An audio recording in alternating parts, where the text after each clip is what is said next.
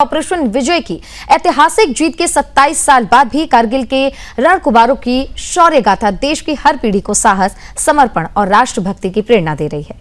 कारगिल विजय दिवस के अवसर पर आज ये बात एक बार फिर से समस्त देश के सामने है कि ये केवल एक सैन्य उपलब्धि नहीं है, बल्कि उन वीरों को श्रद्धांजलि देने का अवसर है जिन्होंने दुर्गम पहाड़ियों, भीषण मौसम और दुश्मन की गोलीबारी के बीच भारत की आन बान शान की रक्षा करते हुए सर्वोच्च बलिदान दिया।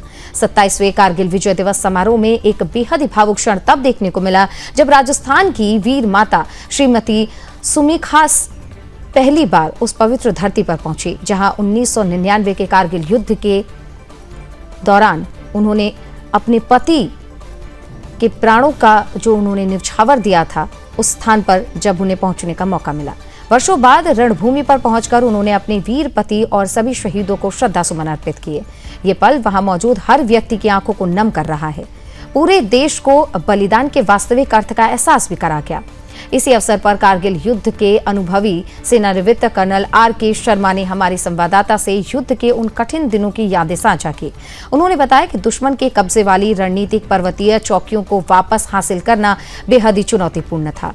ऊंची चोटियां, ऑक्सीजन की कमी, बर्फीला मौसम और लगातार दुश्मनों की फायरिंग के बीच भारतीय सैनिकों ने अदम्य साहस और अनुशासन का परिचय दिया।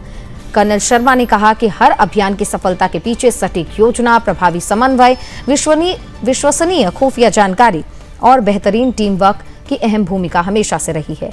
भारतीय जवानों ने विपरीत परिस्थितियों में भी हार नहीं मानी और अपने पराक्रम से विजय का तिरंगा फहराया। कारगिल की यह अमर गाथा आज भी हर भारतीय को यही संदेश देती है कि देश की रक्षा केवल सीमा पर तैनात सैनिकों की जिम्मेदारी नहीं है, बल्कि राष्ट्र के प्रति सम्मान, कर्तव्य और समर्पण की भावना हर एक देशवासी का दायित्व है। कारगिल के वीरों का बलिदान सदैव अमर रहेगा और आने वाली पीढ़ियों को राष्ट्र प्रथम का संदेश देता रहेगा।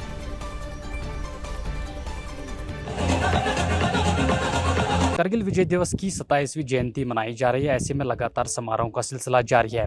हमारे साथ बात करने के लिए मौजूद है retired colonel R K. Sharma ji, जो 22 ग्रेनेडियर्स है। उन्होंने कारगिल युद्ध में खुद जो है एक अहम भूमिका निभाई थी। इनसे हम बात करेंगे। सर, सबसे पहले आपको स्वागत है। आपसे जानना चाहेंगे कि किस तरीके की परिस्थिति, कौन सी घटनाएं उस समय जो है वहाँ पर देखने को मिल रही थी और ख़ासतौर पर कौन सी ऐसी चीज़ें जो है जो आप हमारे साथ शेयर करना चाहोगे? हाँ, मैं सबसे पहले तो गौरवशाली महसूस कर रहा हूँ कि मैं उस लड़ाई का भी हिस्सा रहा हूँ और आज मैं 27 साल के बाद यहाँ पर आपके समक्ष खड़ा हूँ और यहाँ का मंजर देख के बहुत ही सुकून मिल रहा है, बहुत ही अच्छा लग रहा है। उस टाइम पे इस तरह का माहौल नहीं था। ये पूरा इलाका जो है, जो आप देख रहे हैं, ये बम के धमाकों, स्मोक, फ्लैश और सिर्फ यही दिखा रहा था, या आर्मी के ट्रक आते जाते दिखाई देते थे जिनके ऊपर ब्लैक फ्लैग लगे हुआ करते थे। और ब्लैक फ्लैग का मतलब होता है कि डेड बॉडी आ रही है या जा रही है। तो ये था, एम्बुलेंसें भाग रही होती थी और अभी तो बिल्कुल सुकून का माहौल देख रहे हैं आप। और दूसरा मैं आपको ये बताना चाहूँगा कि उस टाइम की जो बड़ी परेशानियाँ थी, वो ये परेशानियाँ थी कि वेदर हमारे फेवर में नहीं था, रोड्स और ट्रैक्स नहीं थे, साजो सामान की बहुत भारी कमी थी और जो है हमारे पर चुनौतियाँ ये थी कि एक तो अगले 2 महीने के अंदर ही इन पहाड़ियों को खाली करवाना है और तीसरा विदाउट वायोलेटिंग जो है एलसी किसी तरह से आप क्रॉस नहीं कर सकते। तो जब आपके ऊपर बहुत सारी बंदिशें हों तो थोड़ी सी लड़ाई लड़ने में मुश्किल आती है, लेकिन उसके बावजूद इंडियन आर्मी के जोश और जज्बे ने ये सारी पहाड़ियाँ, जो कुछ भी टर्म्स एंड कंडीशंस हमारे पर रखी हुई थी, उसके बावजूद with in given time frame ये सारा कुछ हमने वापस रिकैप्चर किया है और उनको यहाँ से मार के भगाया गया। सर, इतिहास गवाह रहा है, जब भी दुश्मन की तरफ से कोई नापाक साजिश जो है वो हुई है, उसको मुंह तोड़ तरीके से जवाब दिया गया। वो हमने पिछले साल भी ऑपरेशन सिंदूर में देखा। ऐसे में इस द्रास की धरती से क्या संदेश दुश्मन के लिए रहेगा? नहीं, दुश्मन के लिए तो क्या मैं संदेश दूंगा, दुश्मन को सिर्फ यही बताना चाहता हूँ कि लगातार 4 लड़ाइयों में 4 बड़ी हार जो है आप जो है झेल चुके हो। आप बांग्लादेश बनवा चुके हो, अभी कुछ और बाल्टिस्तान वगैरह में ना हो जाए, इसलिए आप अपने देश को महफूज रखने की कोशिश करो। बाकी इस तरफ देखना छोड़ दो बिल्कुल, क्योंकि 5वीं 6ठी हार का वेट मत करो। सिंदूर में 5वीं भी हो गई है और अभी 6ठी आएगी। अभी छठी आएगी अगर ऐसा कुछ देखना। He is a broken country, उसको कोई मैसेज देने की जरूरत नहीं है। Thank you. धन्यवाद हमारे साथ बात करने के लिए। तो ये थे रिटायर्ड कर्नल आर के शर्मा जिन्होंने हमारे साथ खास चर्चा की और इनका यही कहना है, इनका खास तौर पे योगदान जो है ऑपरेशन विजय में रहा है और इनका यही कहना है कि दुश्मन की तरफ से अगर इस बार भी कोई साजिश होती है तो छठी बार उनको शिकस्त का सामना करना पड़ सकता है। Royal Sudarshan TV, Lamochan view point, Dras. नमस्कार, अभी हमारे साथ सुमित्रा देवी फ्रॉम राजस्थान। कारगिल विजय दिवस के आज 27 दिवस है और 27 पहली बार राजस्थान से रहा है। तो हर विजेता के पीछे, हर विक्की के पीछे एक कहानी होती है जो माता जी हम आगे कहानी से बताते हैं। हाँ, बहुत अच्छे लगे यहाँ से आए ना, बहुत अच्छा लगा। तीन पार्टियां गर्व की बात है। मरते तो घर पर भी कौन बुलाते हैं, यहाँ तो वही बुलाते हैं जो शहीद हो गए, उनके बच्चे आते हैं, उनकी फैमिली आती है। बहुत अच्छा लगे, आपका प्यार भी बहुत अच्छा लगा, बहुत प्यार दिया, फौजियन में बहुत प्यार दिया, बहुत सेवा करिए। 2 दिन हो गया है ना, बहुत सेवा की, आनंद आया। 27 years बाद आपको यहाँ आने का मौका मिला। 26 years पहले आपने क्या किया, तो कुछ बातें जो आप पहले कभी नहीं बताओ तो आज हमारे साथ शेयर करना चाहूँगा। भाई भी कभी नहीं बताते, इतनी कठिन नौकरी है यहाँ, इस पहाड़ा में नौकरी करते, कभी नहीं सिखाते, कभी नहीं बताते थे भाई इतना कठिन है। तो देखो है नहीं, अभी देखा पहली बार देखा कोई शिकायत नहीं मिला, वो सब कहता है। जी जी, आप राजस्थानी से परिवार से, की परिवार से क्या कहना चाहते हैं, कुछ संदेश देना चाहते हैं देशवासियों? देशवासियों में कोई होना चाहिए फौज में, तो आर्मी भी ना तो इतना देखने नहीं मिलता, आर्मी में होना चाहिए। देखो एक शहीद हो गया बात दूसरी बात है, लेकिन देश के लिए शहीद होना की छोटी बात है। सबने थोड़ा ही मौका मिलता है, तो कोई वाला होता है, बच्चों का भाग होता है, इनका पापा शहीद हो गए। राजस्थान से आई है 27 years के बाद आज पहली बार यहाँ और एक चीज हमारे साथ खास शेयर किया। 27 years पहले जब उनके हस्बैंड कितने कठिन पेरेंट्स थे, लेकिन उन्होंने यहाँ की सेवा दी थी। मेरे एक बार भी शिकायत नहीं की।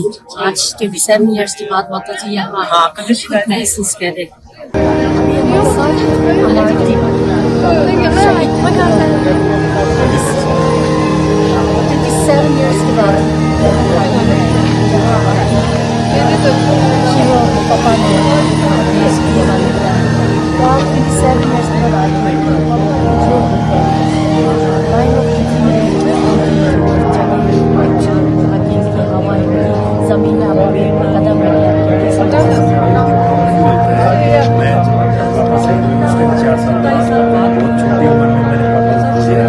आज इस जगह पे आकर देखता हूँ गर्व महसूस होता है।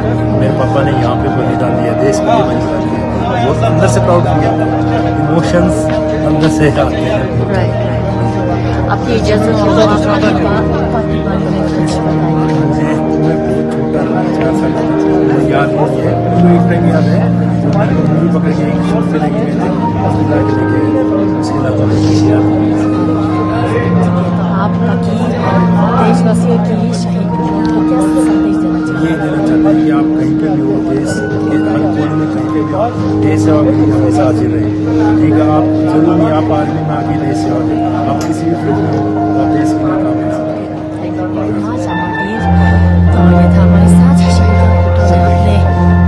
उन्होंने 4 साल की उम्र में अपने पापा को खो दिया था। आज 27 years के बाद यहाँ आके यादों में उसने हमारे साथ शामिल बहुत प्राउड फील होता है। क्या महसूस कर रहे हैं आपके रिश्तेदार क्या थे, आप तफसील से नाम बताइए। देखिए, कारगिल विजय दिवस की 27वीं वर्षगांठ केवल 1999 के शौर्य और बलिदान को याद करने का अवसर नहीं है, बल्कि यह भारतीय सेना की बदलती युद्ध क्षमता और आधुनिक सैन्य ताकत का भी प्रतीक बन चुका है। जिस दुर्गम कारगिल की चोटियों पर कभी जवानों ने अपने अदम्य साहस से विजय हासिल की थी, आज उसी भावना को नई तकनीक और आधुनिक हथियारों का साथ में मिल रहा है। देखिए हमारे संवाददाता की ग्राउंड रिपोर्ट। जब रोहिल वहां पहुंचे और उन्होंने वहां से रिपोर्ट भेजी तो क्या कुछ सामने आया।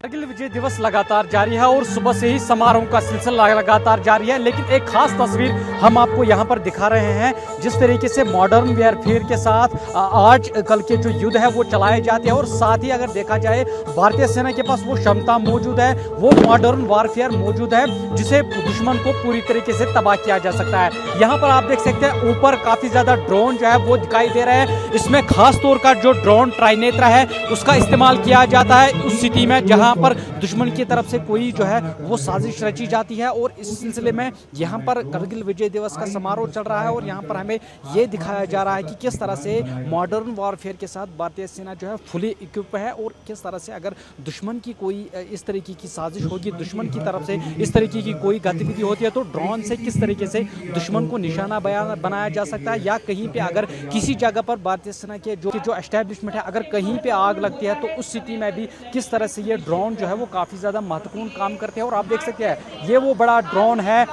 जो इस्तेमाल किया जाता है भारतीय सेना की तरफ से। और हालांकि ऑपरेशन सिंदूर में भी काफ़ी ज़्यादा अहम भूमिका निभाई इन ड्रोन्स की। और यहाँ पर देखिए ये रोबोटिक ड्रोन है, रोबोटिक ड्रोन का भी इस्तेमाल किया जा रहा है। तो ये क्षमता है, ये मॉडर्न वारफेयर के साथ जो है इस तरीके के जो युद्ध है वो आजकल के चलाए जाते हैं। और इस वक्त आप तस्वीरों के जरिए देख सकते हैं कि कैसे जो है मॉडर्न वारफेयर, मॉडर्न टेक्नोलॉजी भारतीय सेना के पास मौजूद है, किस तरह से भारतीय सेना के पास जो है वो क्षमता मौजूद है जिससे पूरी तरह से दुश्मन को नेस्त नाबूद किया जा सकता है। ड्रोन से लगातार जो निगरानी रखी जा रही है हर किसी क्षेत्र की, चाहे जो हाई अल्टीट्यूड LOC के इलाके हैं वहां पर भी इसी तरीके से ड्रोन से उन हाई अल्टीट्यूड इलाकों में निगरानी रखी जा रही है ताकि इस तरीके की अगर कोई सिचुएशन होती है तो उन ड्रोन्स का कैसे